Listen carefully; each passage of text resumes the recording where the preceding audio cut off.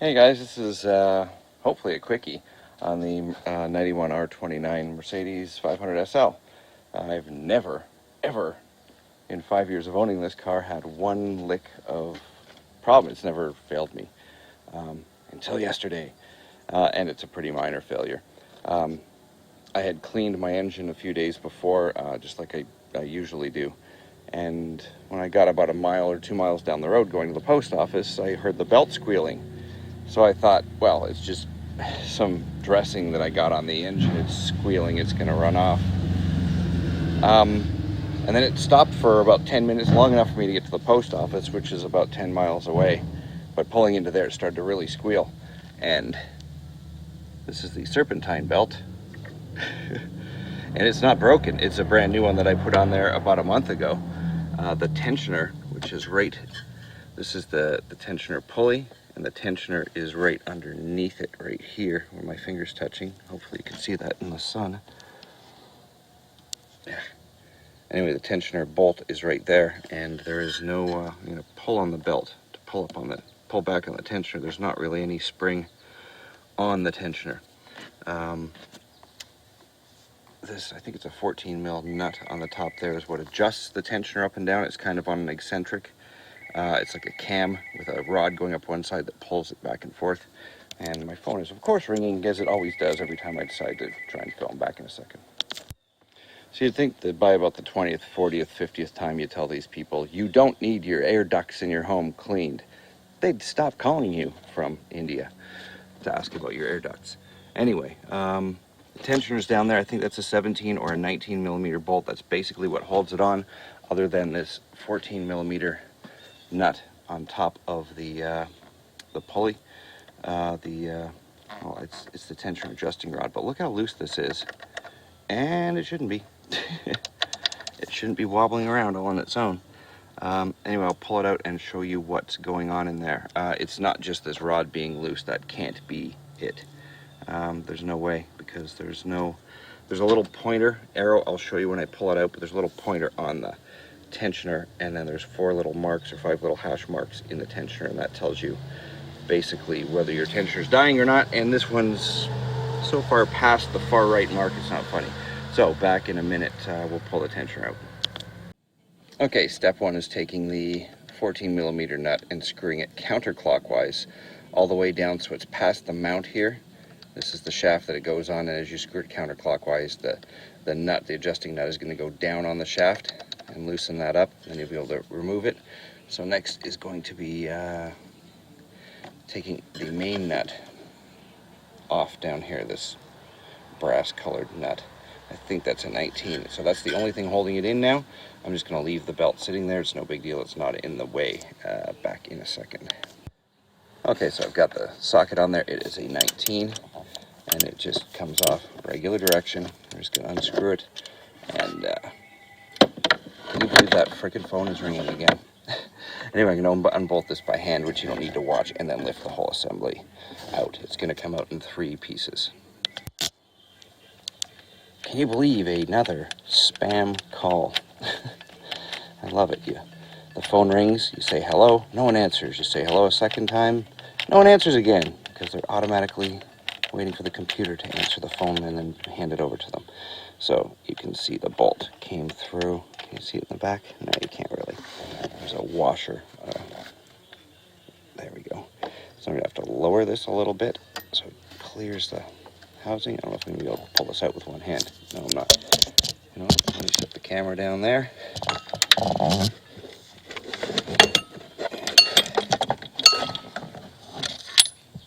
Don't pop out on me.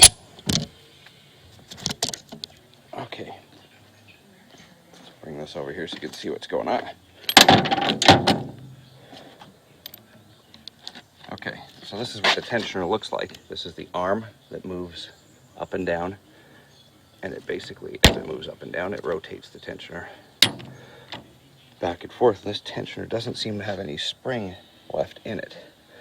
This is the needle that shows the point. I think this is the end point when it's done, and this is where it should be when it's got a good bunch of tension left. I may have to order another one, but let me give me a few minutes. I'm going to take a look at this thing Let's see if I can find it, if it's just stuck, seized, whatever.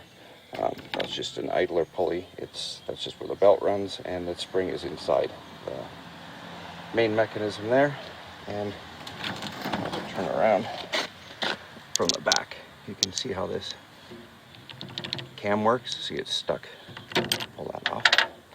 See, it's wrapped around there, and it can either pull, and as it pulls, it turns the whole thing either up or down. From the back, rotates. It's pretty simple. So I thought maybe this arm was a little seized on the bottom. It's not. There's the this groove goes into the slot on the mount on the engine and moves it up and down. And it's pretty simple. It just winds up and down the shaft and then rotates this up and down. So I'm going to try and pull this apart and see if there's anything going on inside, but I doubt it. It's more than likely a new one I'm going to need, so I'll be back in a second. Tensioner is gone. Here's the tensioner. I'm just going to lightly grab the cam, and it should spring back. It just spins, so the spring in there is done. So, need a new one. I guess after 25 years, you can't complain about something like this. So I guess the only salvageable part is the, I don't know if the new one comes with one, but it looks like a 5mm Allen-headed bolt to take the idler pulley off, or the pulley off, and save that. So I might be ordering one of these, which means this video is not getting posted until I get that. It's pointless for you to show you taking this off but not putting it back on. So this video will be saved until the new one comes in. Thanks for watching. Back in a bit. Okay, so last week I started out with the tensioner removal video, and now I'm going to replace it because I finally got the tensioner in. Here's my new tensioner. These are different depending on the model of W124 with the M119 engine and the S-Class, what's that, 126? No, crap, I can't remember the chassis. Anyway, the M119 engine can have different tensioners. This is one version of it. I think it was only on the 9192 SL 500. The 320 is a different tensioner, if I'm not mistaken. Anyway, this is the tensioner for the car, so we're going to be putting it back on. And first thing we want to do is take the little pointer, and this points to these little notches along the top of the tensioner. There's 1, 2, 3, 4, 5. The first one is way over here, right underneath the idler wheel. And you're going to take the little pointer, and see there's little teeth on the inside of the ring there, and little teeth on the outer tensioner ring, and you're just going to basically line it up straight through the middle of that hole, so it's lining up with the pointer. And then basically, I mean, it's pretty damn simple. If I knew where that other bolt was. Essentially, this bolt is going to go through to hold everything onto the front of the engine. This is the adjuster. Oops, come on, don't tell me you do not fit. There it goes. Does it go this way, or does it go the other way? Oh my God, this does not fit the shaft. Oh, it does fit. Well, thank God. I thought, hold on a second. I thought the adjuster rod was on the outside when I removed it. That would make sense, or would it? No, it would interfere with the side of the engine block, so it does face in. Anyway, goes on like that toward the right side of the tensioner, so that it's sticking out to the right side, and that basically pulls up and down and adjusts tension on the tensioner. This is a bushing, sorry, that goes in between. This bushing goes in there. Where does it go in the back? No, it goes in between. I just took it off last week, and I don't remember how I put it on. Actually, I'm going to look at my parts diagram to make sure I've got it right, but I think it does go in between the eccentric and the tensioner. And then the last thing will be this bolt. But anyway, I'm going to check that and make sure that goes on there. I'm also going to check the torque specs to make sure I torque it up right, and I will be back in 1 minute. Okay, so it does go on this way with the eccentric, the wider part of the eccentric with the arm on the inner part, and the bushing toward the engine, between the engine and the eccentric. I'm going to pull out the bolt, the big center bolt. And sorry, this is cramped. I apologize, there's not much room in here for me to film. So this is the bracket on top of the engine, basically beneath the power steering pump, that the adjuster bolt goes through. This is a 14 mil. You'll see it's got a wider spot on the bottom, and then like a little groove in there. So you're going to pop it up through the widest spot, which is to the left on the bracket. Pops up and then slides to the right, so that channel is locked in there to the right.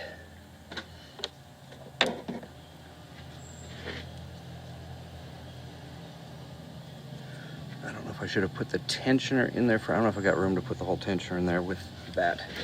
Yeah, you know what? It's probably simpler to put this on the arm, on the adjusting arm. And this is a backwards thread. This is reverse threaded.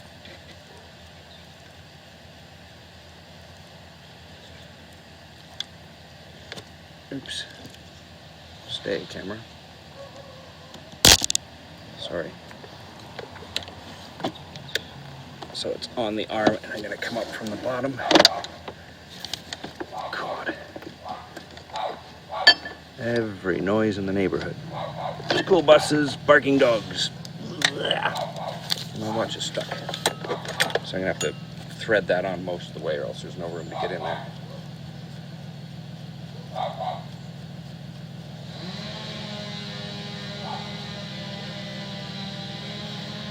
So I'm simply threading the adjustment bolt onto the eccentric arm in the back. So hold on a second. I want to look at it from the front. The bolt's getting threaded on. Again, I apologize for the noise. I got a chainsaw going now. It's like a freaking nightmare around here. So anyway, this is the way it goes on the engine, with the eccentric on the right, to the right of the tensioner. Oh God, I just knocked the adjustment ring off. I'm going to put the ring back on the pointer and hopefully wait for the chainsaw to go away and continue filming. Okay, it's been a while, and I do apologize, but that chainsaw is not stopping. So anyway, we're going to go underneath with this whole assembly put together and push the adjuster nut up through the left part of that slot, straight up. I don't have the bushing on the back of the tensioner yet, so I'm going to pull it up like the magic bullet from Kennedy assassination, up and to the right. Or was it up and to the left? Whatever. So now the bushing is going to go on the back of the tensioner. Of course, the flashlight that I put there for you guys to be able to see is in the way. Crap. Oh, yeah, that's... You did not. Oh, yes, it did. The little pointer came off again. This is kind of a pain in the bum.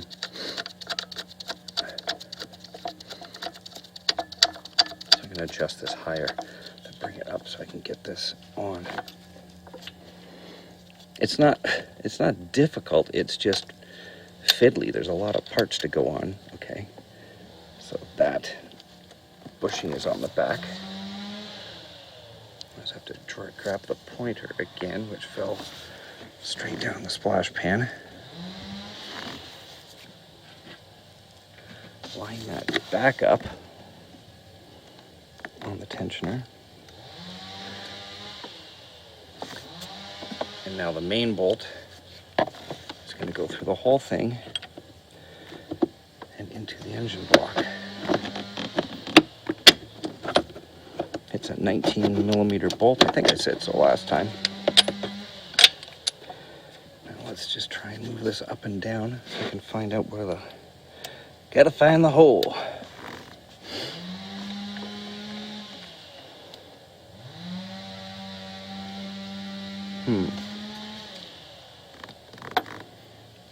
There it is down there. I may have to loosen the adjuster nut in order to get that down low enough.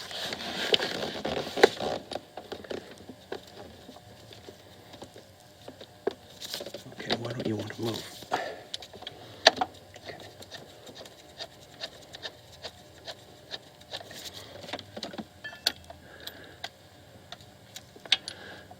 I know people complain about the light in videos all the time, but I really do apologize, but it is much harder than you actually think it's going to be to film anything. Like what I can see here that's perfectly visible. It's 4 o'clock in the afternoon. It's perfectly visible to me. But to a camera that wants 100% perfect light, it's not perfectly visible.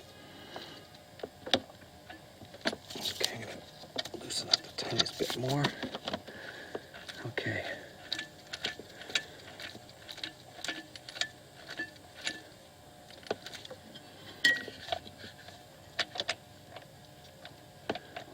And do I want that pushed on? I don't know that I have the adjuster, the eccentric on the right part there. I might have to rotate that 180 degrees. Back in a second.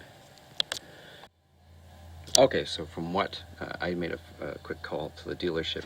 He said make sure the tensioner, because it's my manual's not 100% out in the open about this. It's not too clear. The tensioner is going to be straight up and down, and the adjuster nut here is going to be about halfway up its travel, and this is going to be there. When it's in the right position, this is going to be fairly close to the crankshaft pulley over here, about a finger width. About a finger width between the crank pulley and there. Now I'm going to stick the belt on and see if we can get tension out of this and make sure it works properly. But yeah, he said the alignment, everything else was good so far, that's what it should be like. And he said it's just a little bit fiddly. So there's only 2 ways to put the eccentric on the back, and the other way is not the correct way, so it can only go this way. So I haven't finally tightened the 19 mil bolt yet, and obviously I haven't adjusted the adjuster. So I'm going to put the belt on and be back in a second. Okay, so the belt's all routed back on there. Again, apologize for lack of light. I don't know why that belt bent a little bit. It's like a brand new Bando belt. Anyway, I still haven't tightened the 19 millimeter nut at the bottom. I am just going to tighten up the tensioner. And oh my god, am I going the right way or not? We'll find out in a second. Okay. So to tighten the tensioner, I'm going to turn clockwise. Hopefully you can see in there. Let the tension come onto the belt.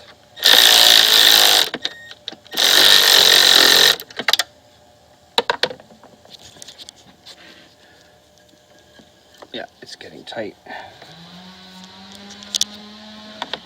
Just want it a tiny bit tighter than that.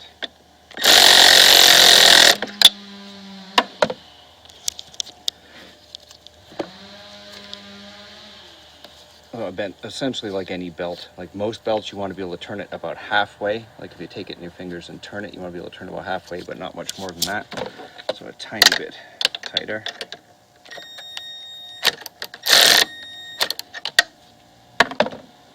And I think the torque spec, actually, I got to check the torque spec on the bottom bolt. I think it's 80 pounds. Back in 1 second. Okay, so torque is 75 foot-pounds.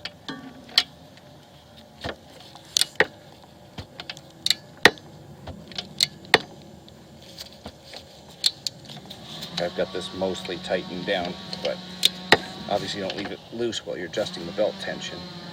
But the final tightening I'm doing now.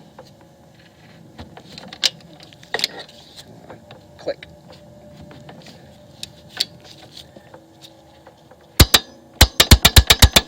Okay, that's 75 foot-pounds. And we are good to go. Just make sure all the belts are routed on inside their grooves and routed in the proper way around the air pump, air conditioning compressor, water pump, power steering, tensioner. And you can see down here, right there, the little pointer.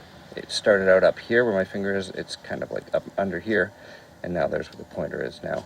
And that tells the condition of the tensioner. When it gets down to there, it's time for a new tensioner, which was the old one on mine. 25 years, can't fault it. How much was the tensioner? It was about $175. I think it was like $400 at the dealership. Anyway, thank you for watching. I'm going to clean up this engine a little bit, and that's it. Thanks.